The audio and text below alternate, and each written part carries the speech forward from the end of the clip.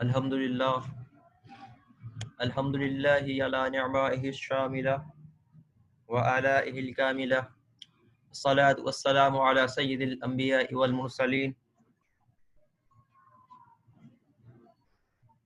اما بعد فاعوذ باللہ من الشیطان الرجیم بسم اللہ الرحمن الرحیم قال اللہ تبارک وتعالی فی شان حبیبہ ان اللہ وملائکتہ یصلون علی النبی یا ایہا الذین آمنوا صلوا علیہ وسلموا تسلیما اللہم صل علی سیدنا ومولانا محمد معدن الجود والکرم وعلى آلہ وصحبہ وبارک وسلم وقال اللہ تعالی في القرآن المجيد في المقام الآخر يا أيها الذين آمنوا إذا قمتم إلى الصلاة فاغسلوا وجوهكم وأيديكم إلى المرافق وامسحوا برؤوسكم وأرجلكم إلى الكعبين.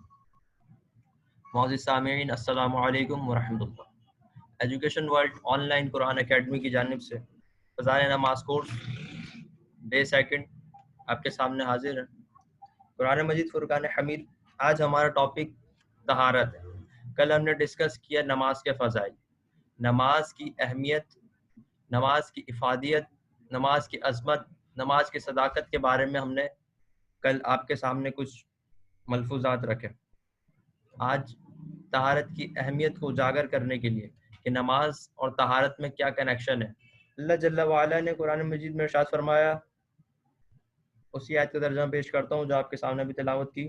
اے ایمان والو، جب تم نماز پڑھنے کا ارادہ کرو تو اپنے منہ اور کوہنیوں تک ہاتھوں کو دھو اور سروں کا مسح کرو اور ٹخنوں تک پاؤں دھو. نماز کے لیے طہارت ضروری ہے اور آج ہم طہارت کو سیکھیں. طہارت کی دو قسمیں. طہارت کا لغوی معنی پاکی، صفائی، جس کے لیے حضور علیہ السلام نے بھی ارشاد فرمایا الطہور شطر الایمان، کہ طہارت نصف ایمان ہے، یعنی صفائی نصف ایمان ہے، پاکی نصف ایمان ہے. یعنی کہ جو بندہ میلا کچیلا رہتا ہے، جو بندہ ناپاک رہتا ہے، وہ ایمان میں اپنے کامل نہیں ہو سکتا کیونکہ اس کے اندر طہارت نہیں ہے. اسی لیے جب بھی ہم اللہ تعالی نے ارشاد فرمایا کہ جب بھی تم نماز کی طرف آؤ تو اپنے آپ کو پاک صاف کر آؤ. کہ اب تم کسی اپنے دوست یا اپنے رشتہ دار سے ملنے نہیں جا رہے، اپنے رب سے ملاقات کے لیے جا رہے ہو، اپنے رب سے اپنی التجائیں اس کے سامنے رکھنے کے لیے جا رہے ہو. تو تمہارا دل بھی صاف ہونا چاہیے، تمہارے کپڑے بھی صاف ہونے چاہیے، تمہاری وہ جگہ بھی صاف ہونی چاہیے جہاں تم اپنی رب کے سامنے سربہ سجود ہوگے. تمہارا دل بھی صاف ہونا چاہیے. اقبال نے بھی اس کے بارے میں بہت کچھ کیا تھا، بتایا تھا جو میں نے آپ کو کل. اور آج کہ طہارت کی دو قسمیں، طہارت صغرا اور طہارت کبریٰ. یعنی اس کے طہارت کے اپوزٹ میں آتا ہے حدث. حدث مطلب ناپاکی. اسی طریقے سے ناپاکی کی بھی دو قسمیں ہوتی ہیں. جب بندہ بے وضو ہوتا ہے تو وہ حدث اصغر میں ہوتا ہے، اور جب بندہ بے غسل ہوتا ہے تو وہ حدث اکبر میں ہوتا ہے. ایسے ہی بندہ جب وضو کر لیتا ہے تو وہ آ جاتا ہے طہارت اصغر کے اندر، اور جب وہ غسل کر لیتا ہے تو وہ آ جاتا ہے طہارت اکبر کے اندر. آج ہم جس ٹاپک پر ہم بات کرنے جا رہے ہیں وہ ہے حدث اصغر. یعنی جب بندے کو حدث اصغر لاحق ہو جائے تو اس کو حدث کو زوال کی طرف لے جانے کے لیے، حدث کو زائل کرنے کے لیے جو ہے وہ وضو ہے.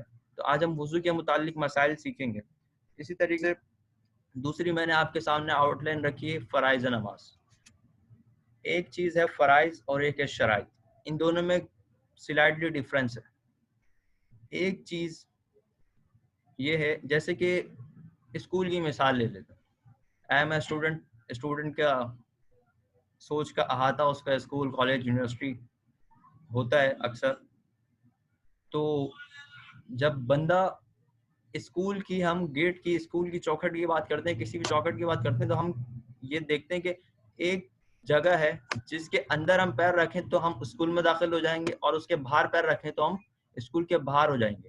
اسی طریقے سے جو شرائط اور فرائض ہیں یہ بھی اسی طریقے سے ہیں. یعنی کہ شرائط نماز کے باہر، یعنی جب تم نماز کا ارادہ کرو تو پہلے اس کی شرائط کو پورا کر لو، اور جب شرائط پوری ہو جائیں تو پھر نماز میں داخل ہو. اب جب نماز میں داخل ہوگے تو تمہیں ان فرائض کو پورا کرنا ہے. نماز کی شرائط یعنی وہ چیزیں، شرائط یا فرائض، ان دونوں کے بغیر نماز نامکمل ہے. شرائط نماز میں 6 چیزیں آتی ہیں: طہارت، ستر عورت، استقبال قبلہ، وقت، نیت اور تکبیر تحریمہ. ایک اور مرتبہ طہارت، ستر عورت، وقت، نیت، استقبال قبلہ اور تکبیر تحریمہ. یہ 6 چیزیں شرائط میں ہیں. ان کے مجموعے کو بھی تصاونت کہا جاتا ہے. اگر کسی کو یہ 6 چیزیں یاد رکھنا مشکل ہے تو اس طریقے سے بھی یاد رکھ سکتا ہے کہ ان کا ایک مجموعہ ہے، وہ ہے تصاونت. تصاونت تو سین الف واو نون تا. تو سے طہارت، سین سے ستر عورت، الف سے استقبال قبلہ، واو سے وقت، نون سے نیت اور تے سے تکبیر تحریمہ. اسی طریقے سے اگر ہم فرائض نماز کی طرف جائیں تو 7 فرائض نماز ہیں. سب سے پہلا تکبیر تحریمہ، دوسرا قیام، تیسرا قرات، پھر رکوع، سجود، قعدہ اخیرہ اور سلام کا پھیرنا یعنی خروج بسم اللہ. آپ یہ دیکھیں کہ شرائط یعنی نماز کے لیے جیسی ہم ارادہ کریں نماز کے تو ہمیں شرائط پہ پورا اترنا ہے. شرائط میں جو سب سے پہلی چیز ہے وہ طہارت ہے. شرائط کی سب سے پہلی چیز طہارت. اسی طریقے سے طہارت کی میں نے آپ کے سامنے 2 قسمیں بیان کی کہ طہارت کی 2 قسمیں. آج ہم حدث اصغر یعنی وضو کے بارے میں بیان کرتے ہیں. آپ کے سامنے جو قرآن پاک کی آیت تلاوت کی، یا ایھا الذین آمنوا اذا قمتم الی الصلاۃ فاغسلوا وجوہکم وایدیکم الی المرافق وامسحوا برؤوسکم وارجلکم الی الکعبین. یعنی کہ اے ایمان والو جب تم نماز پڑھنے کا ارادہ کرو تو اپنے منہ اور کہنیوں تک ہاتھوں کو دھو اور سروں کا مسح کرو اور ٹخنوں تک پاؤں دھو. اسی قرآن سے ہمیں وضو کے فرائض کا پتہ چلتا ہے کہ وضو جب ہم کریں گے تو کیا کیا چیزیں ہیں جن کے بغیر وضو مکمل نہیں، جن کے بغیر وضو ہو ہی نہیں سکتا. جن میں سے ایک بھی چیز آپ کے سامنے اصول رکھ رہا ہوں، یعنی کہ وضو کے 4 فرائض. 4 فرائض کون کون سے؟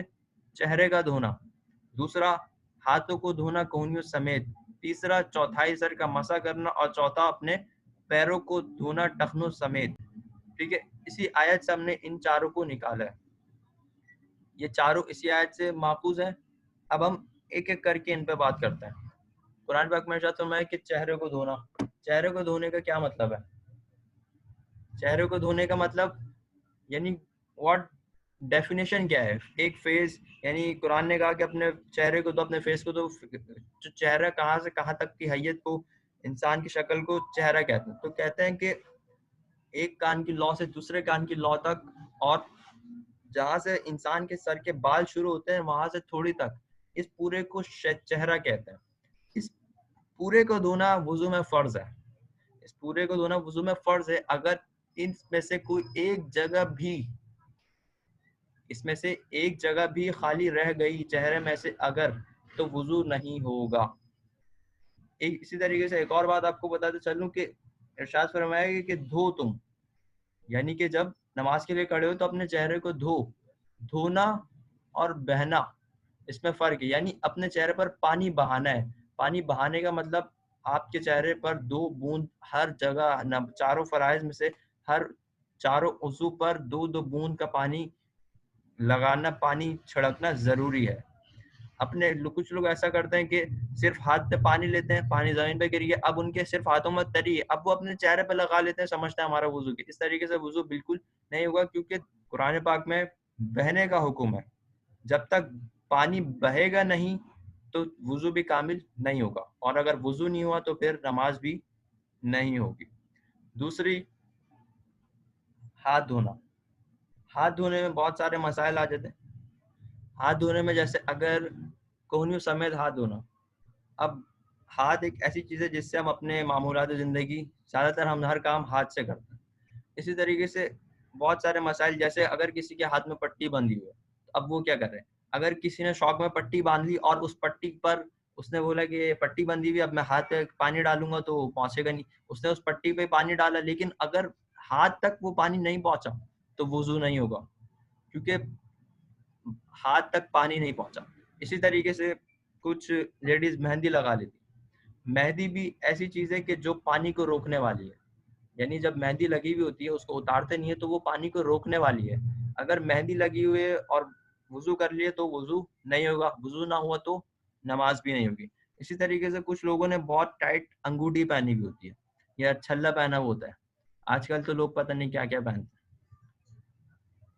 ہماری قوم اللہ ہی حافظ ہے. کسی نے بہت ٹائٹ انگوٹھی پہنی ہوتی ہے، اگر وہ انگوٹھی اتنی ٹائٹ ہے کہ اس کو موو کیے بغیر، اس کو حرکت دیے بغیر پانی اس جگہ تک نہیں پہنچے گا تو اب بھی اگر اس نے اس انگوٹھی کو حرکت نہیں دی تو وضو نہیں ہوگا. اسی طریقے سے بہت سارے لوگ کیا کرتے ہیں کہ بس خود اپنے چلو سے لے کے پانی اپنے ہاتھ پر ڈال رہے ہوتے ہیں. یہ طریقہ بالکل صحیح نہیں ہے. آپ نل کے نیچے اپنے ہاتھ کو کریں تاکہ آپ کے پورے ہاتھ پر پانی بہے، کیونکہ پانی کے بہنا شرط ہے. اگر پانی نہیں بہا، آپ کا ہاتھ اچھی طریقے سے نہیں دھلا تو وضو نہیں ہوگا. تیسری شرط، تیسرے فرض پہ آ جاتے ہیں. چوتھائی سر کا مسح کرنا. اب مسح کی ڈیفینیشن، آپ کے ہاتھ میں جو تری ہے اس کو اپنے سر پر لینا، یہ مسح ہے. اس کے اب اگر کوئی گنجا ہے یا کسی کے بال ہے، دو صورتیں ہو گئی. تو یعنی کہ سر کا مسح کرنا ہے. اگر بال نہیں ہے تو سر کا مسح کرنا ہے، اور اگر بال ہے تو پھر بالوں کا مسح کرنا ہے. چوتھائی سر کا، چوتھائی کا مطلب یعنی کہ اگر کسی نے ہاتھ میں پانی لے کے صرف اپنے بالوں پہ ہی پھیر لیا بیچ میں سے تو بھی اس کا فرض مکمل ہو جائے گا. لیکن یہ سنت طریقہ نہیں ہے. سنت طریقہ یہ ہے کہ وہ بیچ سے سٹارٹ کرے اور اپنے بالوں کے شروع سے لے کر اینڈ تک جائے، اور پھر واپس اس کو اپنی پیشانی کی طرف لے کر آئے، اور پھر کانوں کا مسح کرے، اور اس کے بعد کانوں کے نیچے کا. یہ مسح کا طریقہ ہے. چوتھائی سر کا مسح کرنا ہے. اگر چوتھائی سر کا مسح نہ ہوا تو پھر وضو نہیں ہوگا. چوتھائی سر سے زیادہ کو ہوگے تو ڈیفینیٹلی ہو جائے گا. اچھا، اور اب ہم آتے ہیں چوتھے فرض پر. چوتھا فرض یعنی پاؤں کو دھونا ٹخنوں سمیت.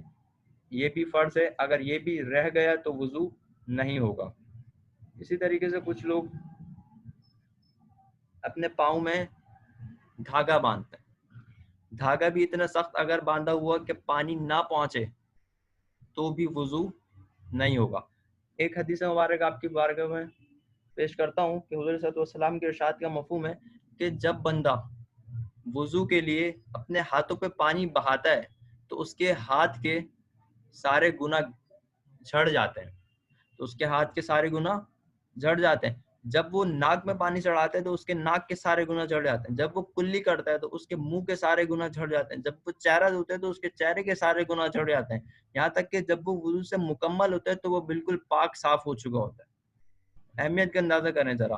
اللہ تعالیٰ اپنے مسلمان بندے پر کتنا رحم کرنے والا ہے کہ جب وہ وضو کے لیے بیٹھا ہے، ابھی اللہ تعالیٰ کی بارگاہ میں وہ آیا نہیں ہے، ابھی اس نے اپنا ماتھا زمین پہ نہیں ٹیکا، لیکن اللہ تعالیٰ اس پر ابھی سے رحمت کر رہے ہیں. اللہ تعالیٰ چاہتا ہے کہ جب میرا بندہ میری بارگاہ میں آئے تو اس کا دل بھی صاف ہو، اس کا بدن بھی صاف ہو، اس کی جگہ بھی صاف ہو.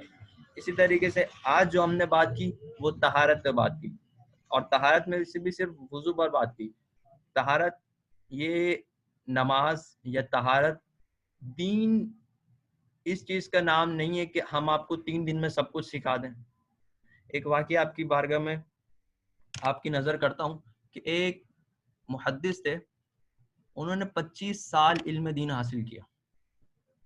انہوں نے 25 سال علم دین حاصل کیا. جب واپس لوٹے تو ان سے کسی نے پوچھا کہ حضرت آپ نے کیا سیکھا؟ یہ سوچے کہ 25 سال ایک بندہ علم حاصل کر کے آ رہا ہے.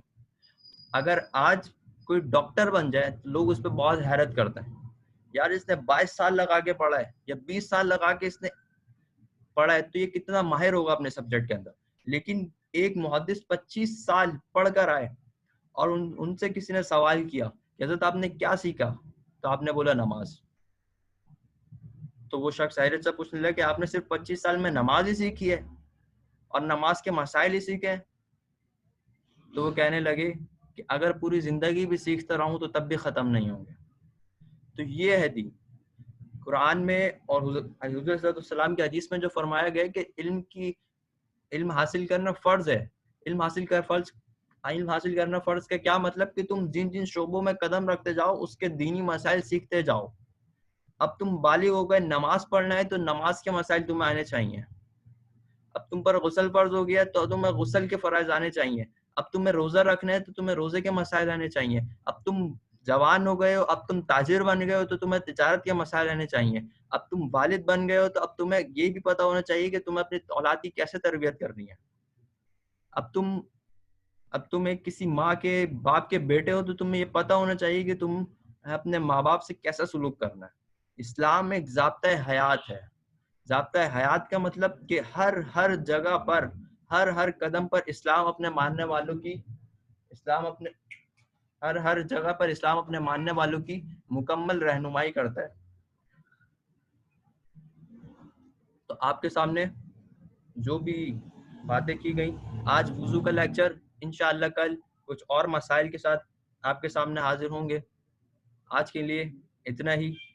ایجوکیشن ورلڈ کو لائک کریں اور اچھی اچھی باتیں سیکھنے کے لیے اس پر وزٹ کرتے رہیں.